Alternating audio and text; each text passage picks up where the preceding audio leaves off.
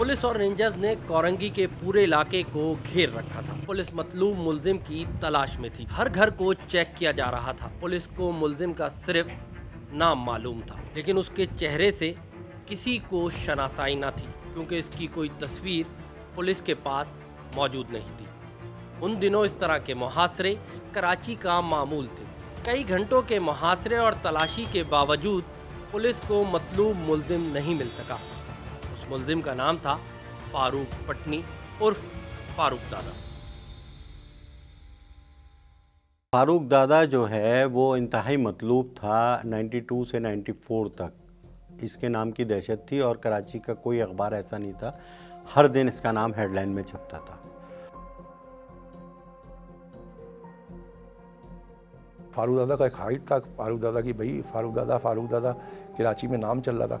और कराची पुलिस के लिए ये छलावा भी बना हुआ था, इसलिए बना हुआ था कि ये अपनी जो है वो मूवमेंट एक जगह नहीं रखता था। इसके लिए कई दर्जनों छापे मारे गए, लोगों मुखबरों को मुँह मांगी रकूमात के लिए ऐलानात किए गए कि किसी तरह ये पकड़ा जाए, इसकी इन्फॉर्मेशन हासिल हो। ये कराची के वो लड़के थे जो मुबैना पुलिस मुकाबलों में मारे गए, जिन्हें उस वक्त हुकूमत ने दहशतगर्द करार दिया, मगर एमक्यूएम ने उन्हें शहीद का दर्जा दिया। वो पुलिस और हुकूमत के लिए विलन बने, मगर मुत्तहिदा कौमी मूवमेंट के लिए हीरो। फारूक पटनी भी उन्हीं में से एक था, जिसको सब फारूक दादा कहते। मगर इसको फारूक दादा क्यों कहा जाता था? जहाँ तक इसको लोगों ने बदमाशी के अंसर में लिया, तो वो गलत है। इसलिए गलत है कि आपको एक छोटी सी मिसाल देता हूँ। दादा भाई इंडस्ट्रीज, दादा भाई ग्रुप बहुत बड़ा नाम है, वो मेमन भाई है वो, और पाकिस्तान की बुनियादों में उनका हिस्सा है। तो ऐसे हमारे यहाँ आज भी हमारे बुजुर्गों ने अपने बच्चों का नाम जो है दादा रखा है। अच्छा, उनके वालिद जो है यूसुफ दादा, ये फारूक दादा हो गया, इब्राहिम दादा हो गया, करीम दादा हो गया, ये यूसुफ दादा के सारे बेटे हैं। जावेद दादा हो गया, हारून दादा हो गया, ये सारे बेटे हैं उनके। तो बाप का सरनेम चलते चलते इनके साथ आ गया, वो इस हिसाब से दादा है। फारूक पटनी जो थे वो थे एमकेएम बल्दिया टाउन में थे। पटनी मोहल्ला, तुर्क मोहल्ला, ये उस टाइम थे। लेकिन पटनी में अल्लाह है बल्दिया जो मशहूर है, जहाँ पर फारूक दादा खुद रहता था। इसके अलावा हासोटी मोहल्ला है, ताई मोहल्ला है, तुर्क मोहल्ला है, गुजरात मोहल्ला है। ये सारे के सारे जो है वो सब जूनागढ़ से बिलोंग करते हैं और जूनागढ़ी है सारे के सारे। प्रभास पट्टन जो है वो भी जूनागढ़ स्टेट का एक हिस्सा था। जब इंडिया पाकिस्तान का बंटवारा हुआ, वो 1947 अगस्त का कहते हैं लोग, तो हमारे इस जूनागढ़ स्टेट के ऊपर इंडिया ने 9 नवंबर को, इससे पहले फौजें भेजी, लोगों पे जुल्म किया, बर्बरियत की, वहाँ से लोगों ने माइग्रेट करना शुरू किया और 9 नवंबर को जूनागढ़ का उन्होंने खात्मा कर दिया, स्टेट का खात्मा कर दिया और अपने कब्जे में ले लिया। ये तमाम चीज़ें हुई, लोग माइग्रेट करके लूटते फिरते यहाँ कराची पहुँचे। फारूक दादा के वालिद, उनके ताया, वो सब जो है वो भी एक हमारे प्रभास पट्टन के साथ ही एक और गांव था मोराज, तो ये वहाँ से वो ही करते थे और हमारी ही जमात के मेंबर थे और इंडिया से ही माइग्रेट करके ये आए। और ये लियारी खड्डा मार्केट का नाम बड़ा मशहूर है आपने, तो ये खड्डा मार्केट के करीब कारा भाई करीम एक स्कूल था, वहीं पर वो आकर आबाद हुए। फारूक दादा वाले जो है, फारूक हुआ, इनका नासिर तुर्क हुआ, जावेद माइकल हुआ, सिद्दीक बुचिया हुआ और अपना याकूब मादा हुआ, गफ़ार मादा हुआ, याकूब मादा भी है, गफ़ार मादा भी है। अच्छा, इसमें कोई भी ऐसा नहीं था कि कोई अरब, कोई लखपति करोड़पति बंदा हो, ये सब गरीब घराना ताल्लुक था।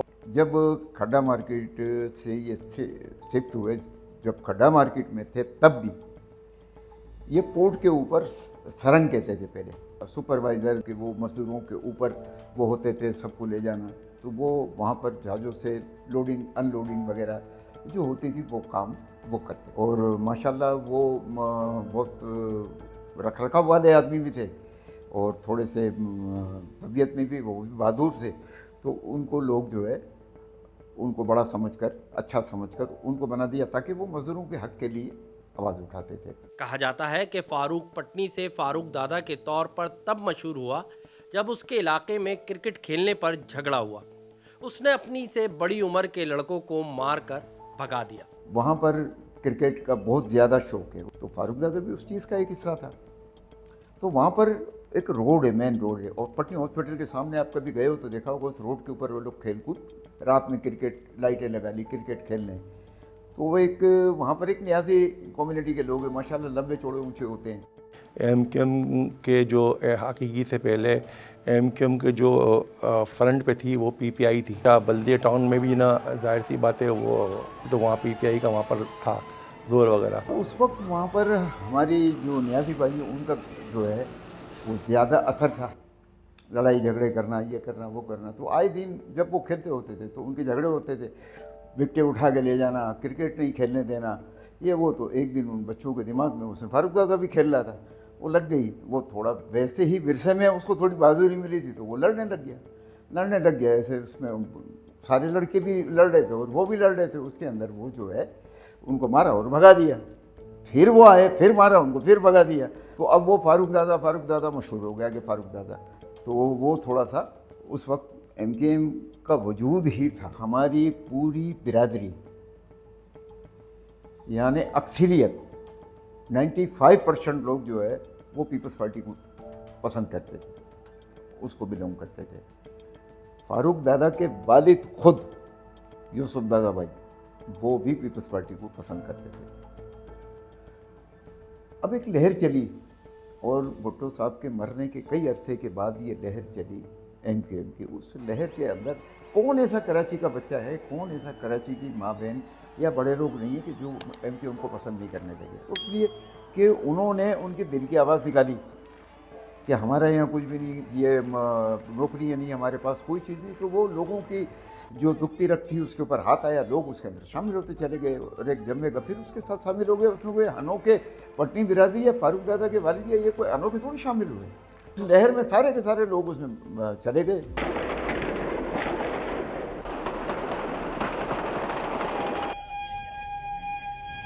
रसीद नंबर है 29954 29954।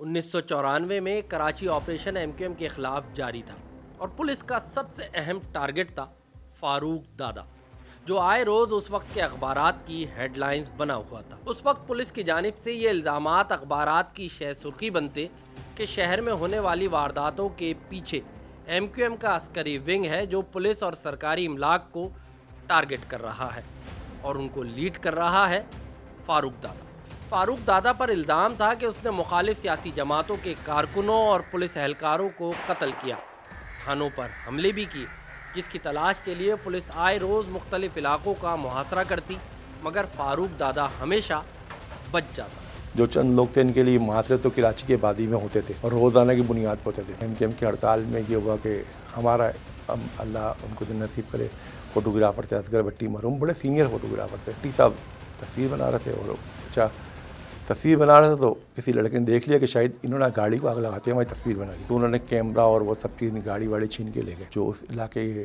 जो ज़िम्मेदारान थे उनसे रब्ता किया और फिर इस तरह से करके उन्होंने बोला अच्छा वहाँ, उनको बोला कि वहाँ चले जाओ और वहाँ आपको इनको वहाँ भेज दो। खाने वाने का पूछा, उसके बाद जो ने बोला कि आप बैठे। उसके बाद लड़का आया, उनकी गाड़ी भी दे दी और उनका बैग भी दे दिया और उन्होंने बोला भाई चेक कर लें इसको, अपना सामान बोला सिर्फ आपकी गाड़ी की नंबर प्लेट जो है वो उन्होंने निकाल के फेंक दी। मुझे बताओ, बहुत बड़ा दादा था। मेरे जैसा आदमी इसको बोले, कमीना करके बोले कि तू बैठ जा एक तरफ, क्या बकवास कर रहा है, तो वो सुनता था, वो जवाब नहीं देता था सामने। उसका नाम था फारूकजादा। अगस्त 95 के अंदर जब इनकाउंटर हुआ फारूकजादा का, तो वो गए तो वहाँ जो ना वो एक स्ट्रेचर के ऊपर, सड़क के ऊपर फारूकजादा, जावेद माइकल, गफ़ार, मादा, तुर्क जो है ना ये पड़े हुए थे। और तो उसको देख के असगर भट्टी साहब फ़ौरन चिल्ला रहा, ये तो वो ये। मैंने कौन भाई? बोले यार ये उसने कुरंगी मुझे मोटरसाइकिल दी थी। तो मैंने बोला अच्छा। मैंने यार तुम आराम से ज़रा बोलो, पीछे पुलिस वाले खड़े हुए। बिल्कुल शौक थे भट्टी साहब ना। फिर एक दिन खबर आई कि पुलिस को इंतहाई मतलूब मुलजिम फारूकजादा साथियों समेत कराची एयरपोर्ट पर मुबैना पुलिस मुकाबले में मारा गया, जिससे भारी तादाद में असलहा भी बरामद हुआ। उस पुलिस मुकाबले पर उस वक्त कई सवालात उठाए गए एमक्यूएम ने इस मुकाबले को मावराए अदालत कत्ल करार दिया। ये तकरीबन गार्डन में मशहूर है, अल्लाह मेहर चौक है, तो उसके पास था इनका एक अपार्टमेंट है, वहाँ पर इनका ससुराल जिसको बोलते हैं था। पुलिस को ये था कि वो जो ना इनकी वहाँ गाड़ी जो ना इनकी फारूक दादा की ना जो नंबर प्लेट थी ना गाड़ी की, वो नंबर उनको पता था कि गाड़ी खड़ी हुई है और फारूक दादा मौजूद है। ज़रा ये बताते हैं कि इसको जो है वो गार्डन के इलाके से एक इसके करीबी रिश्तेदार के उस पर रेंजर्स ने हिरासत में लिया, रेंजर्स एफएस विंग ने। वहाँ से जो है फारूक दादा और फारूक दादा की वाइफ और फैमिली के दीगर अफराद भी जो है वहाँ से कस्टडी में लिए। कस्टडी में लाने के बाद जो है ना उनको, अच्छा जब कस्टडी में लिए गए ना तो एमक्यूएम का अलामिया आ गया था। एमक्यूएम का जो ना इंफॉर्मेशन जो सेल था, जो इतलात थी, वो उस टाइम जो ना अखबार को जारी हुए थे, क्योंकि हमारे शाम के अखबार थे वो जो ना इस तरह से करके उन्होंने खदशा जाहिर कर दिया था कि फारूक पटनी जो है ना वहाँ से वो हो गए और इस तरह से करके उनको जो ना मारवा अदालत कत्ल का। अच्छा जब इनका हो गया डेड बॉडी, जब हम वहाँ गए, गाड़ी भी इनकी मौजूद थी। जो गाड़ी थी मेरे ख्याल से ब्लू कलर की गाड़ी थी, जो भी इस छोटी गाड़ी थी, यानी बगैर डिग्गी वाली गाड़ी थी। इसकी गाड़ी से जो हथियार मिले थे वो सुन के आप हैरान कौन हो जाएंगे। मतलब उसके अंदर रॉकेट भी थे, उसके अंदर LMG भी थी, AK-47 भी थी, 4000 गोलियां भी थी। वो गाड़ी में नहीं आ सकता था। फिर ये बंदे बैठे हैं, अच्छा, और गोलियां सारी चमकती हुई गोलियां, नई गोलियां।